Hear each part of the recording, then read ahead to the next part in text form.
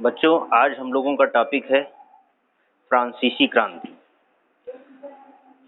फ्रांसीसी क्रांति से पहले कुछ जो है परिचय मैं देना चाहूँगा।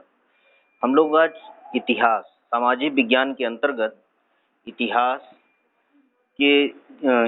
विषय के अंतर्गत में जो है फ्रांसीसी क्रांति पढ़ेंगे। फ्रांसीसी क्रांति में बहुत सारी क्रांतियों का परिचय है। उन क्रांतियों में जो है फ्रांसीसी क्रांति जो पहली है वो हम लोग देखेंगे।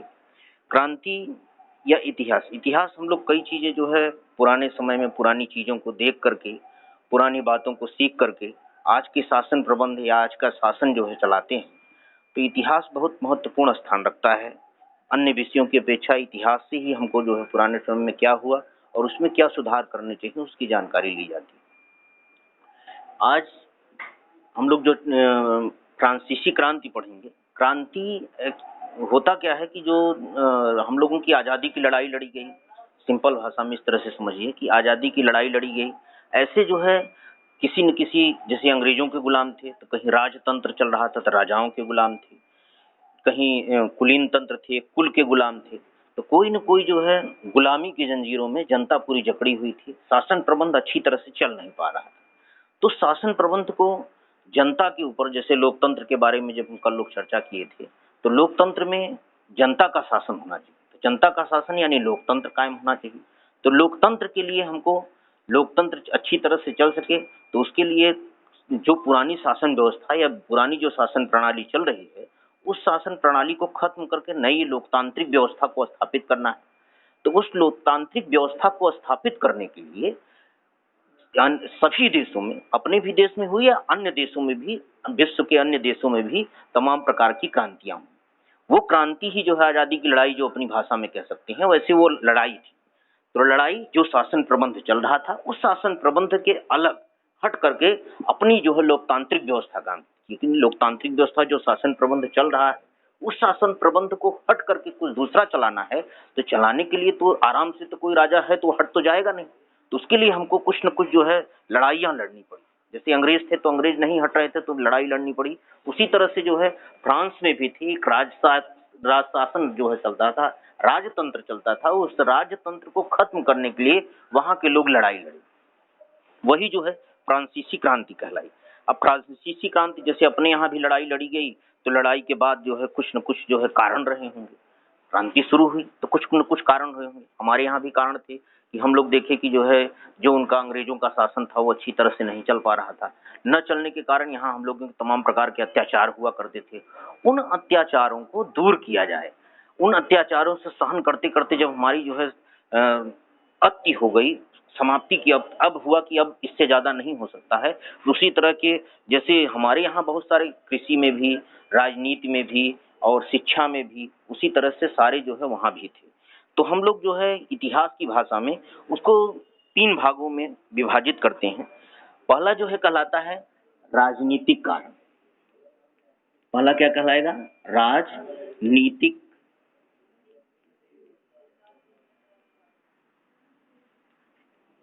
कारण। राजनीतिक कारण में क्या हो सकता है?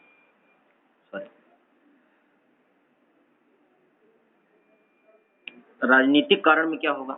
राजनीति जो चल रही है उस राजनीति से जो शासन व्यवस्था, राजनीति ही शासन करती है। तो राजनीतिक में क्या है? उस समय राजतंत्र में राजनीति क्या हुआ करती थी कि राजा के चापलूस हुआ करते थे बहुत सारे, या किसी धर्म स्थान से जो है बहुत ज्यादा, जो कि सबसे ज्यादा नजदीक हुआ करते थे, धार्मिक संस्थान हुआ करते थे, तो वो राजा उनकी ही बातों को या उनके जो पदाधिकारी होते हैं उनको मानता था। तो वो उसमें जो है पूरा का पूरा जो है समावेश था। राजा की जो शासन प्रणाली थी वो किस तरह से थी, वो राजनीतिक कारण में आता है। तो उसमें जो है राजनीतिक कारण। दूसरा जो है आता है आर्थिक कारण। आर्थिक कारण मतलब हो गया कि जो राजा था वो किस तरह से आर्थिक व्यवस्था बनाता था,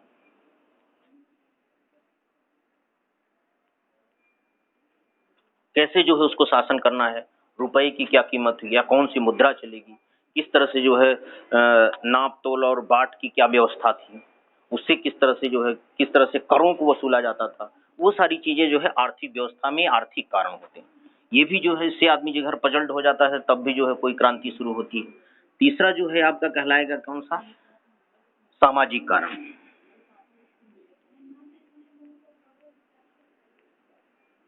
सामाजिक कारण। इन 3 कारणों पर आज हम लोग चर्चा करेंगे। पहला जो है राजनीतिक कारण।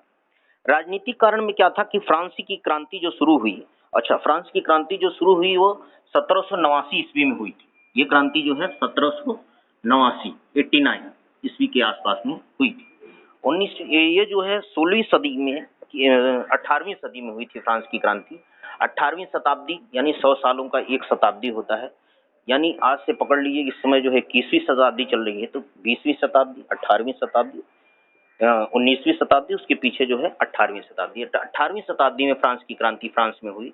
इसमें जो है पहला जो राजनीतिक कारण था, राजनीतिक कारण में क्या था कि शासकों का निरंकुश होना। पहला कारण था शासक जो है निरंकुश थे, यानी उनके ऊपर कोई अंकुश नहीं था। अभी देखिए कोई भी शासक है, हमारे प्रधानमंत्री हैं या राष्ट्रपति हैं, उनके ऊपर अंकुश लगाया जाता है। अंकुश किस तरह से? पक्ष होता है, विपक्ष होता है। राजतंत्र में कोई भी विपक्ष उपक्ष नहीं रहता, कोई अंकुश नहीं। राजा अगर पागल है, कोई अगर आदेश दे दिया तो पूरे राज्य में मान्य होगा। तो राज्य में मान्य होने का, अगर वो राजा कुछ भी अगर डिस्टर्ब टाइप में है, पागल भी हो सकता है, अगर वो किस तरह के कोई जो है आदेश दे दिया और राज्य में मानना अनिवार्य हो गया। वो अगर कह दिया कि आज पूरे राज्य में हम लोगों के यहाँ भोजन बनेगा, राजघराने में होगा, सबका निमंत्रण, किसी के घर में चूल्हा नहीं जलना चाहिए। अगर चूल्हा जला तो क्या होगा कि उनको जो है फांसी दी जाएगी या उनको 25 कोड़े मारा जाएगा। तो ये चीजें जो है तमाम प्रकार के राजा, ऐसे ऐसे भी राजा हुए। तो फ्रांस में जो है जो शासक था वो निरंकुश था। अब निरंकुशता इससे कि राजा स्वेच्छाचारी निरंकुश थे। वे दैवीय अधिकारों के सिद्धांत पर कार्य किया। दैवीय अधिकार यानी भगवान ने ये कहा है इसके लिए। अभी भगवान के नाम से अगर चलाया जाए, उस तरह से शासन चलाया जाए तो संभव है क्या देश में शासन चले? वो संभव नहीं है। देश के शासन भगवान के नाम से नहीं चलता है। भगवान एक आधार हो सकते हैं, लेकिन शासन चलाना वो चीज नहीं है। राम राज्य की कल्पना की जाती है, तो राम राज्य में बहुत सी चीजें थी, अगर राम राज्य को आज जो है लागू किया जाए तो संभव नहीं। देश काल परिस्थिति के अनुसार हर एक चीजें अच्छी होती हैं। तो वो दैवीय अधिकार, राजा दैवीय अधिकार क्या, राजा भगवान का जो है प्रतिनिधि होता है। जो राजा बोला वो जो है सबको मानना अनिवार्य है। राजा की पूजा कीजिए। राजा अपने आप को स्वयं भगवान समझने लगते थे। ये दैवीय अधिकारों के सिद्धांत पर विश्वास होना होता है। तो ऐसे राजा दैवीय अधिकारों के सिद्धांत थे। वे प्रजा के सुख दुख और हित अहित की चिंता न करके अपनी इच्छा अनुसार जो है कार्य किया करते थे। अपनी इच्छा अनुसार टैक्स देना, अपनी इच्छा अनुसार टैक्स लगाना, लोगों को जो है परेशान करना, इससे जनता जो है क्या हो गई? त्रस्त हो गई। दूसरा जो है व्यक्तिगत और राजनीतिक स्वतंत्रता का अभाव हो गया था। वर्तमान समय में जो लोकतंत्र चलता है, इसमें व्यक्तिगत स्वतंत्रता अनिवार्य रूप से रहती है। स्वतंत्रता व्यक्तिगत यानी स्वयं की जो जनता है, वो जनता अपने व्यक्तिगत रूप से स्वतंत्र है। वो शासन कार्यों में भाग ले सकती है, अगर नहीं लेना है तो नहीं ले सकती। इस तरह से अगर जबरदस्ती किसी को थोपा नहीं जाता है। तो ये जो है व्यक्तिगत जो स्वतंत्रता थी, उनकी स्वतंत्रता, शिक्षा कोई भी ग्रहण करना, अभी लोकतंत्र में होता है कोई भी आप शिक्षा ग्रहण करिए। उस समय कोई ये नहीं कि आप शिक्षा ले, जो राजा कहेगा वही शिक्षा आपको, राज परिवार के हिसाब से शिक्षा चलती थी। तो ये जो है व्यवस्था, ये चीज गड़बड़ था। दूसरा जो है एक नाम मात्र के राजनीतिक स्वतंत्रता प्राप्त थी। कुछ थोड़े बहुत जो है डाल दिया जाता था कि हाँ ये अधिकार जनता को प्राप्त है, लेकिन जिस तरह से लोकतंत्र में है, ये व्यक्तिगत स्वतंत्रता लोगों के हनन थे। अगर व्यक्तिगत स्वतंत्रता नहीं है तो आदमी के ऊपर बर्डन है। अगर हम अपने घर में जो है तमाम प्रकार की जो है स्वतंत्रताएं अगर हनन होती है तो हमको बहुत ज्यादा उलझन और परेशानी महसूस होती है। तो पूरे राज्य में राजा की तरफ से अगर इस तरह के कोई कानून तमाम प्रकार के आ जाते होंगे तो उसमें कितनी, अभी थोड़ा सा भी कानून कुछ चीज गड़बड़ आ गया कि आपको 8 बजे के बाहर नहीं निकलना है। वर्तमान समय में कोरोना के काल में था कि सब लोगों को घर के अंदर रहना है, कितनी उलझन होती थी। राजा अक्सर ऐसे तमाम प्रकार के जो है आदेशों जारी कर देता था, उसमें व्यक्तिगत स्वतंत्रता का हनन होता था। उसके बाद उच्च वर्गों के विशेषाधिकार हुआ करते थे। इसमें राजनीतिक कारण में एक क्षेत्र कि जो उच्च वर्ग थे, समाज 3 वर्गों में बटा हुआ था, उच्च वर्ग, मध्य वर्ग और निम्न वर्ग। जो फ्रांस का समाज था नॉर्मल भाषा में इसी तरह से बटा हुआ था। तो जो उच्च वर्ग थे, मध्यम वर्ग और निम्न वर्ग दोनों को जो है शोषण होता था। मध्यम वर्ग से ज्यादा निम्न वर्ग का शोषण होता था। उच्च वर्ग में कौन कौन? जो राजा के पदाधिकारी, मंत्री, और उस समय जो है राजा के पदाधिकारी मंत्री के अलावा जो है जो कैथोलिक चर्च हुआ करते थे, चर्च के पादरी। अब चर्च कौन होते थे? चर्च जैसे हम लोगों के यहाँ मंदिर है, तो वहां पे जो है गिरजाघर हुआ करते थे। गिरजाघर के जो पदाधिकारी होते थे वो पूरे के पूरे जो है राजा के कंट्रोल में, राजा उनके कंट्रोल में होता था। यानी टोटल अपनी भाषा में समझे तो मंदिर के कंट्रोल, मंदिर के पुजारी के कंट्रोल में राजा हुआ। तो इस तरह से तो शासन चल नहीं सकता है, वो अपने हिसाब से चलाता था। तो वो जो है अभी क्या है, प्रजातंत्र है कानून के हिसाब से, पहले वो जो है जो पुजारी कहे वो चले। ये जो है इस तरह से उच्च वर्ग में इसका जो है बड़ा विशेष जो है वहाँ था। तो आदमी जो वहाँ की पब्लिक थी या जो जनता थी वो एकदम त्रस्त हो चुकी थी। राजा इस तरह से अपने स्वयं डिसीजन भी नहीं ले सकता था। राजा जो है स्वेच्छाचारी और निरंकुश हो गया था, किसी बातों को सुनता नहीं था, न्याय नहीं लोगों को मिलता था। ये तमाम प्रकार जो है राजनीतिक कारण थे जिसके कारण फ्रांस की क्रांति हुई। यानी वो अपनी आजादी के लिए जो भी शासन प्रबंध चल रहा था उससे अलग हुए, वो क्रांति की है।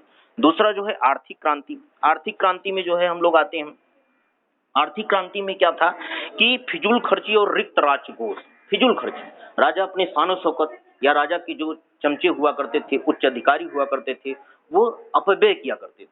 जो शासन का पैसा टैक्स के द्वारा वसूला जाता था जनता से, उसका अपव्यय किया करते थे, फिजूल खर्ची। और शासक का जो या पूरे जो है राज्य का जो राजकोष था वो धीरे धीरे जो है खत्म होने लगा था। और राजा जो है विलासतापूर्ण जीवन व्यतीत करता था। विलासता मतलब फिजूल खर्ची, ऐसो आराम करता था वो। जनता के कार्यों में सड़कें बनवाना या बिजली पानी, और बिजली तो उस समय थी नहीं, जो सड़कें थी, सड़कें और सराय और तमाम प्रकार के जो है कुएं वगैरह खुदाते थे, इन सब के कार्यों में जिससे जनता को जो है फायदा हो, तालाब खुदवाना, वो सब कार्य न करके, उस समय भी वहां भी था, इतना टेक्नोलॉजी नहीं थी, वहां बिजली आ गई थी फ्रांस की क्रांति में, वहां भी इसी तरह से था। तो वहां भी जो है ये समस्याएं होती थी। तो वो जो है राजा इन सब कार्यों में न करके अपने जो है ऐसो आराम में लगा रहता था। उसके बाद था कि आर्थिक कारण में था कि जनता का जो है आर्थिक शोषण होता था। जब रिक्त राजकोष होने लगे तो उनके जो है जो फाइनेंस मिनिस्टर हुआ करते थे या वित्त मंत्री हुआ करते थे, तो जहां वो रिक्त होने लगे तो और जो है दूसरा टैक्स कोई लगा दे। तमाम प्रकार के टैक्स के द्वारा जो है जनता उसी टैक्स में जो है दबी चली जा रही थी, और ये जो है जनता का आर्थिक शोषण होना। उसके बाद उच्च वर्ग के करों से मुक्त। अब इतने पर भी मध्यम वर्ग और निम्न वर्ग जो थे वो जो है ही टैक्स दिया करते थे। उच्च वर्ग ऐसो आराम भी किया करते थे, राजा की चापलूसी भी किया करते थे, और उनको जो है टैक्स भी फ्री था, अपने हिसाब से अपना टैक्स जो है वो फ्री कर लिए। ये आर्थिक कारण से जनता जो मध्यम वर्ग और निम्न वर्ग, उच्च वर्ग की संख्या तो कम ही रही होगी, मध्यम वर्ग और निम्न वर्ग की संख्या ज्यादा थी, वही लोग उपद्रव किए। और वहां भी वही चीज किया और भारत में भी वही था। यहाँ भी निम्न वर्ग और मध्यम वर्ग ही परेशान था, उच्च वर्ग में इतनी दिक्कत नहीं थी। ये जो है आर्थिक कारण थे। उसके बाद यहाँ पे आता है तीसरा सामाजिक कारण। सामाजिक कारण में क्या था कि पादरी और जो इन सब चीजों में चलता था, वही मेन चीज इसमें भी रिपीट होता है कि पादरी और पादरी वर्ग, यानी जो बताया कि पुजारी थे या चर्च के जो पोप हुआ करते थे, और चर्च के जो पदाधिकारी हुआ करते थे, चर्च पूरा एक ट्रस्ट चलता था, उसके तमाम प्रकार के पदाधिकारी होते थे। तो उनका जो है शासन में जो है विशेष रूप से उल्लेखनीय था। वो शासन के द्वारा राजा के ऊपर तो कंट्रोल था ही, पूरे राज्य में भी उनका कंट्रोल चलता था। ये जो है वहां की जनता इससे जो है बहुत ज्यादा परेशान हो गई और उन्होंने क्रांति का रास्ता अपनाया। दूसरा जो है कुलीन वर्ग। कुलीन वर्ग जो राजा के कुल के खानदान के जितने भी लोग थे, एक राजा था ही, राजा के खानदान में भी जितने लोग थे वो लोग भी पूरे राज्य कार्यों में और जनता के ऊपर तमाम प्रकार के अत्याचार किया करते थे। इससे जनता जो है त्रस्त हो गई और क्रांति की तरफ आगे बढ़ी। तीसरा जो है जनसाधारण। जो जनसाधारण में जो है शिक्षक वगैरह जो काम करते थे, कामगार थे, उनका जो है तमाम प्रकार से आर्थिक शोषण। उनको जो है कुछ अगर राजा के विरोध में कोई कार्य किया करते, क्योंकि राजा स्वयं अपने आप को कहता था मैं ईश्वर हूँ, मैं ईश्वर का प्रतिनिधि हूँ, अगर उनका विरोध करता है, कोई विद्वान विरोध करता था, तो उनको भी जो है फांसी की सजा या तमाम प्रकार की यातनाएं दी जाती थी। इससे जनता जो है देखी कि जो हमारे मार्गदर्शक हैं उनको भी इस तरह से, जैसे हमारे यहाँ भी थे कौन कौन से मार्गदर्शक, जैसे गांधी जी हुए, स्वामी विवेकानंद जी हुए, या राजा राम मोहन राय हुए, उसमें जितने जितने भी हमारे समाज सुधारक हुए जो सोशल रिफॉर्मर कहलाते हैं, तो उनका भी वहां पे भी जो है उनको जो है परेशान किया गया। इसलिए जो है जनता क्रांति की तरफ आगे बढ़ी। विद्वान और दार्शनिक जितने थे वो अपने विचार के द्वारा लोगों में जो है जागरूकता ले आए।